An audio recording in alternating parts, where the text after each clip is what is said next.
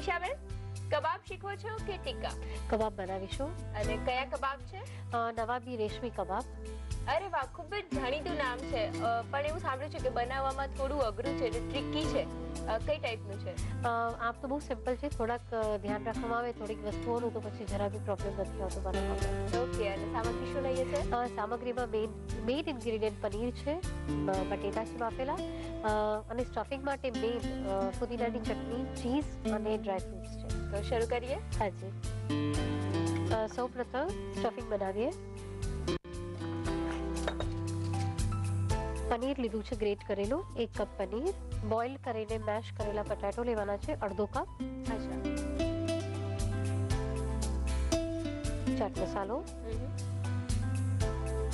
1 teaspoon બારીક chop કરેલા મરચાં છે, 1 ટેબલ સ્પૂન કોથમીર,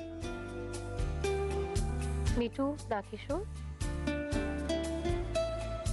1 થી 2 ટેબલ સ્પૂન કોર્નફ્લાવર જશે. પહેલા આપણે 1 ટેબલ સ્પૂન નાખશું. ઓકે. જરૂરત લાગશે તો બીજું નાખશું. ઓકે. અને આને બરાબર મિક્સ કરી લેવાનું છે.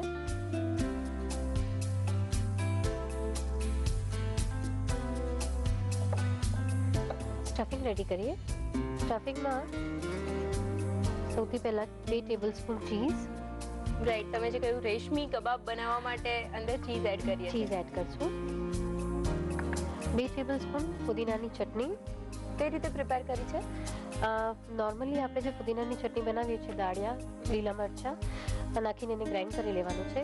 આજે હું તમને એક ચટણીનું એક સિક્રેટ કહું છું કે સપોઝ ઘણાની કમ્પ્લેન્સ હોય છે કે લાઈક ચટણી બનાવીએ છીએ તો અમારી ચટણી કાળી પડી જાય છે. ઓકે. તો ઇન્ગ્રીડિયન્ટ્સ એ છે, ફક્ત એને તમે ઓક્સિડાઇઝેશનથી અટકાવવા માટે એક જ નાની ટ્રીક છે. જનરલી આપણે બધાની શું હેબિટ છે કે કોથમરીથી વાટી લીધી પછી આપણે લીંબુ નાખીએ છીએ. હા. જ્યારે સિમ્પલ એક જ ઇન્ગ્રીડિયન્ટને તમે થોડું આગળ ફેરવી લો, દાળિયા અને મરચાં પીસી લીધા બાદ તરત લીંબુ નીચોડી દો અને પછી જ તેમાં કોથમરી કે ફુદીનો નાખો. ખાલી આટલું ચેન્જીસ કરવાથી તમારી ચટણી ગ્રીનની ગ્રીન રહેશે. અત્યારે જોઈ શકાય છે કે એકદમ જ ગ્રીન અને ફ્રેશ દેખાય છે ચટણી. એવી જ રીતે લગભગ 5 થી 6 દિવસ સુધી એકદમ બ્રાઇટ કલરમાં રહે છે. ઓકે. 2 ટેબલ સ્પૂન બારીક ચોપ કરેલા કાજુ છે, કિશમિશ લેવાની છે 2 ટેબલ સ્પૂન, અને એકદમ પિંચ સોલ્ટ નાખીશું. ઓકે. કારણ કે ચીઝ છે એટલે ઓલરેડી થોડું સોલ્ટી તો છે જ.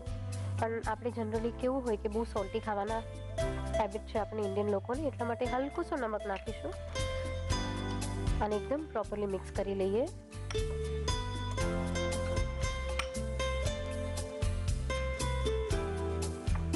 બહુ જ એક રીચ અને હાઈ કેલરી વાળી વાનગી બની રહી છે, કારણ કે જે બેઝ બનાવ્યો છે એમાં પનીરનો બેઝ છે, સ્ટફિંગમાં ચીઝનો બેઝ છે અને ડીપ ફ્રાય કરવાના છીએ, એટલે ઘણી બધી હાઈ કેલરી વાનગી બને છે. કારણ નવાબી જે બી રેસિપીઝ હોય છે ને બહુ રીચ હોય છે, એના અંદર ડ્રાયફ્રૂટનો અને પનીરનો બહુ જ યુઝ કરે છે, એટલા માટે આ ડિશ થોડી રીચ બની છે. ઓકે. આપણે રેડી કર્યું છે પૂરણ, એના ગોળા વાળી લઈએ અને પછી એને વચમાં આ સ્ટફિંગ સ્ટફ કરશું.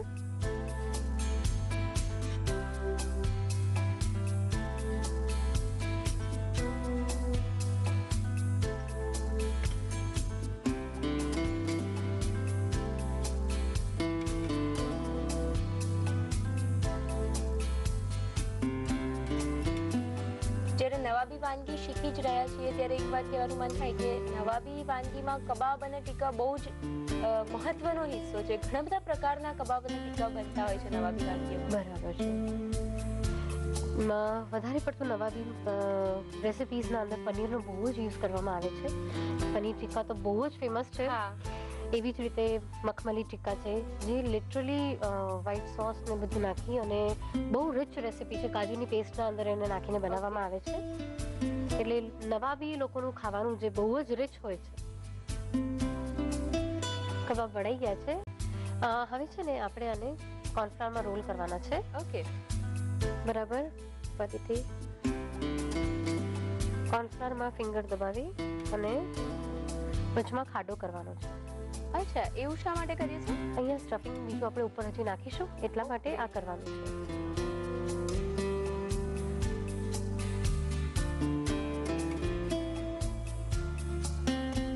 આવી રીતે બરાબર વચમાં ખાડો કરી લીધા બાદ એકદમ કોર્નફ્લાવર હલકો છાંટી લેશું ઉપર.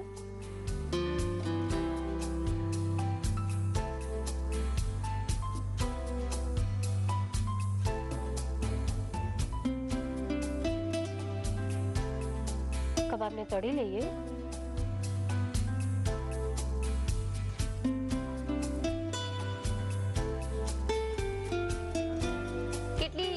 ફ્લેમ પર અને કેવા રંગના તળીએ છીએ? આજે છે ને બહુ હાઈ ફ્લેમ પર નથી તળવાના, મીડિયમ ફ્લેમ પર અને ગોલ્ડન બ્રાઉન કરશું. ઓકે. આમ સુંદર કલર આવી જાય ને એનો ત્યાં સુધી તળવાના છે. અને ઉપરથી આવી રીતે તેલ રેડવું જરૂરી છે, કારણ વચમાં ખાડો કર્યો છે એટલા માટે એવી રીતે કરશું.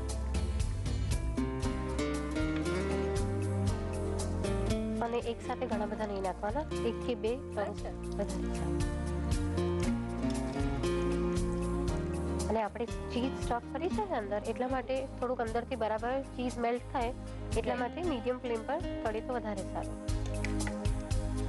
અને એ ચીઝ મેલ્ટ થયા પછી જે રેશમી ઇફેક્ટ છે એ આપશે, પછી આપશે. થોડું એની માટે કોન્શિયસ રહેવું પડશે. બિલકુલ.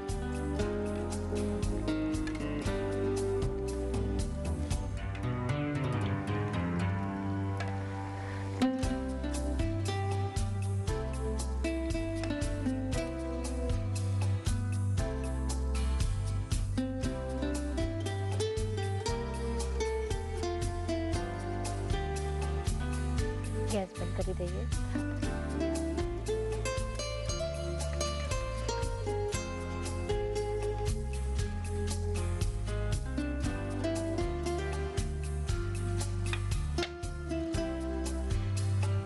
થોડીક વાર ઠંડા થવા દઈશું. ઠંડા થઈ ગયા છે. જે ખાડો કર્યો છે ને ત્યાં એક એક કિશમિશ, ચીઝ સ્પ્રેડ છે. અચ્છા, ઓકે. એને કોનમાં ભરી લઈએ છે. હા, કોનમાં ભરી લઈએ અને એના સ્પ્રેડ કરશું. રાઈટ. એક ઓર રેશમી ઇફેક્ટ આપીએ છે. કાજુ,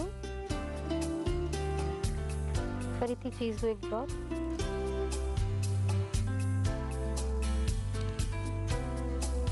મકાઈના દાણા,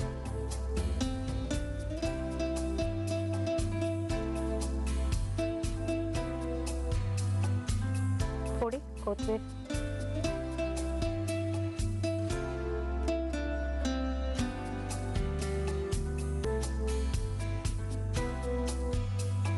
સર્વ કરીએ.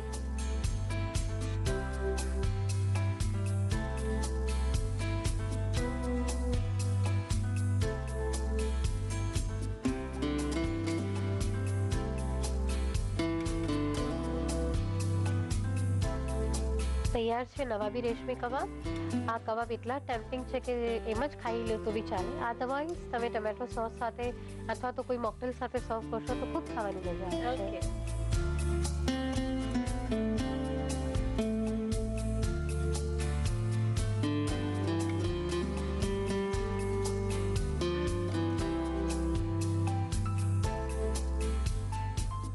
વિશ્વમાં જે નવાબી સ્ટાઇલના કબાબનો ભારે ચસ્કો છે એની એક ખાસ પેશકશ આજે આપણે માણી. તો રીત લખી લો.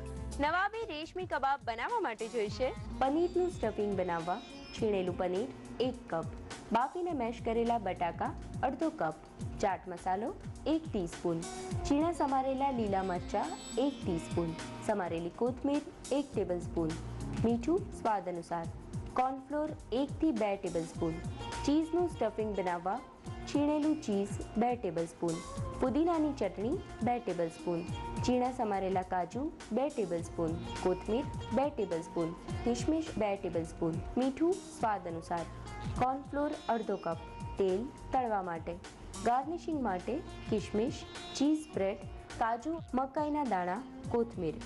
સર્વ કરવા માટે કેચઅપ અને સલાડ. નવાબી રેશમી કબાબ બનાવવા માટેની પદ્ધતિ.